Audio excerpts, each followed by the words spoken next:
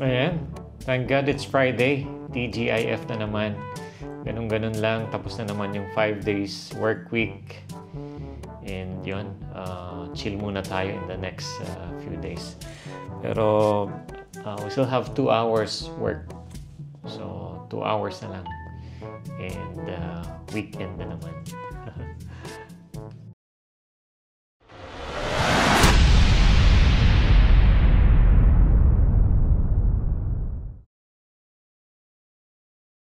Ayan mga chong, finally, Friday na naman ulit. So, ganun-ganun lang.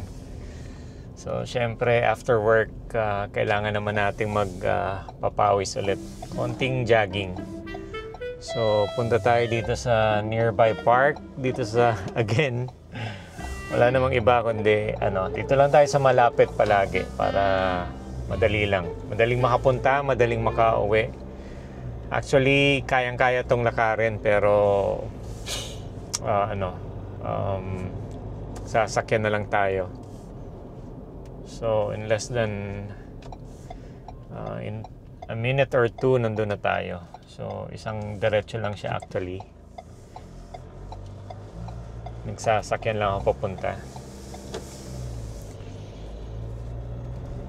So yun, interestingly, masyadong tahimik ngayong Friday. So unlike on previous days, tahimik. Buti naman, walang masyadong issue. And yun, so chillax lang. Chillax mode lang ngayong Friday. So yun lang normally yung routine natin on a daily basis. So yun yung sinasabi ko sa previous vlogs ko na most of the time working from home can be boring. And yun, since baguhan pa rin lang naman tayo dito, relatively new sa Australia. So, yun, wala pa tayong masyadong friends. So, of course, we have a few friends. Kaya lang, syempre, may normally mga busy rin kasi yung mga tao. So depende rin. Kung sa Pinas, sobrang init dahil sa summer. Actually, dito medyo odd din yung weather. So, almost June na tayo pero mainit pa rin. So, katulad nito, it's almost 4:30. Paghapon, at least dito sa WA, mainit pa. So, ang highest temperature, like for example, this week, 27 pa or 28, 27, 28, especially between 12 noon to 2 p.m. So medyo odd odd behavior kasi normally around this time on previous years medyo malamig na. But ngayon medyo extended yung summer. So actually hindi na summer pero mainit pa rin. Then I've read in an article na yung weather ngayon, parang it will break the record. So winter na siya, pero more likely medyo warm yung weather ngayong winter season compared to previous years. So tingnan natin. So but that's a good news kung talagang medyo warm compared to previous years. Kasi syempre pag winter, medyo merong rin yan, may consequence. So most of the time nakakatamad, syempre malamig. But actually dito sa Australia, compared to other states, ito na yung pinaka okay. Dito sa Perth, hindi gaanong malamig. compared sa ibang location. Siyempre pag winter kasi, siyempre limited yung outdoor activities. Normally ang pinaka magandang lumabas lang is yung mga 12 noon to 3 pag winter. Kaya actually yung mga Australians relatively parang mga Filipinos din. So mahilig sila sa outdoor activities, especially kung mainit yung weather, especially summer. Most of the time nasa sila, beach. Diba? Ganun din yung mga Filipinos. So they're fond of outdoor activities, camping, sa beach, hiking yung iba. Karamihan din mahilig mag off-road. So ayun. And sa mga parks, yan, common yan dito. So especially on weekends, yung mga yung families, they normally just gather around sa parks, picnic, barbecue. So yun, mga simple din actually yung mga Australians. So parang rin, Filipinos din. Normally yung mga families, when they go to a park, yan, may mga parang, ano bang tawag dito? Hindi ko alam kung anong term dito pero kumbaga sa Philippines parang cottage. So may mga upuan na siya.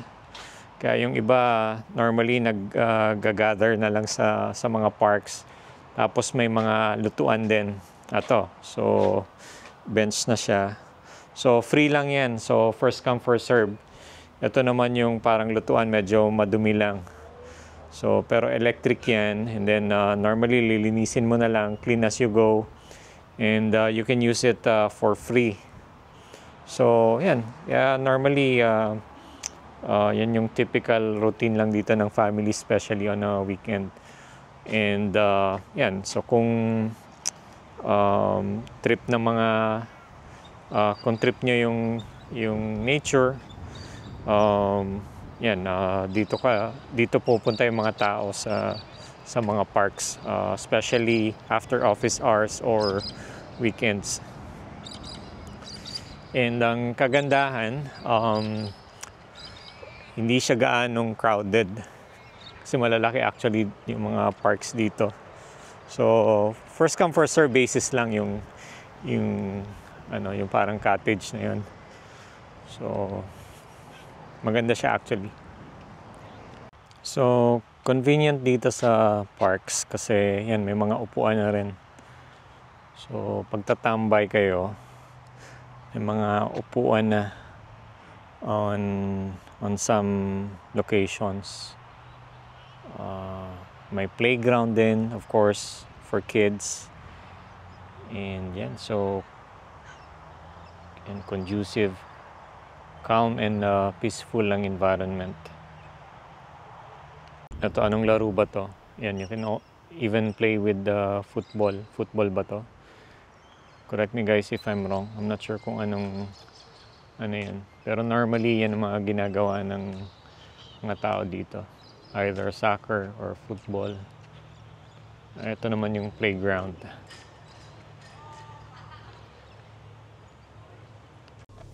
Ayan, so tamang chill lang tayo. Around 40 minutes each.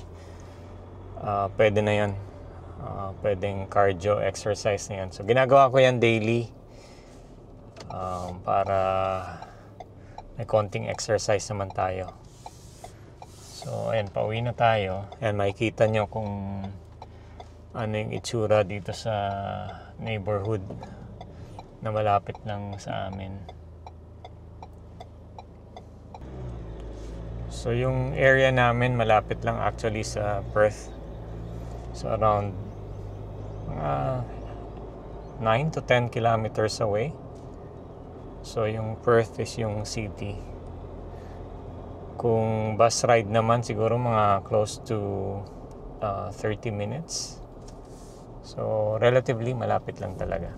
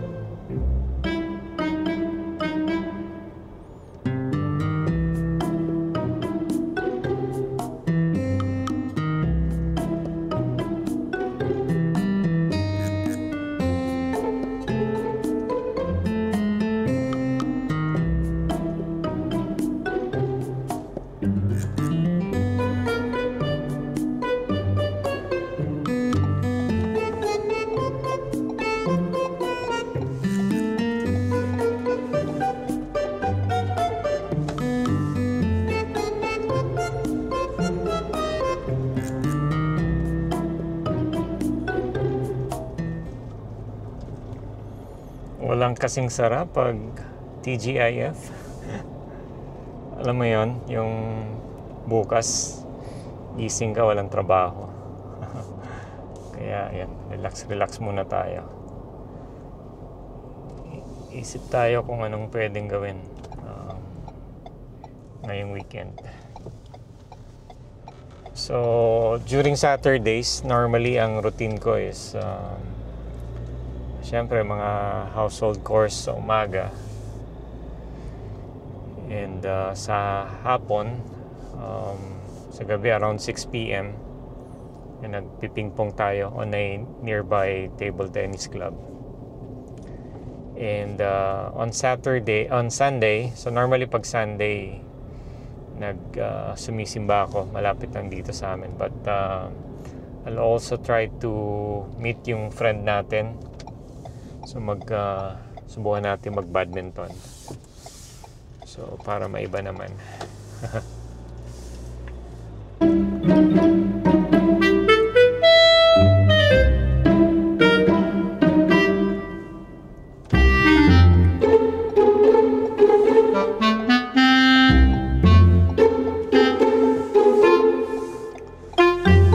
Ayan, dito na tayo.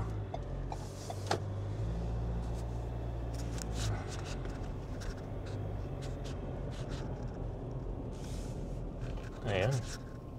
Dito na muna mga chong. See you in the next video.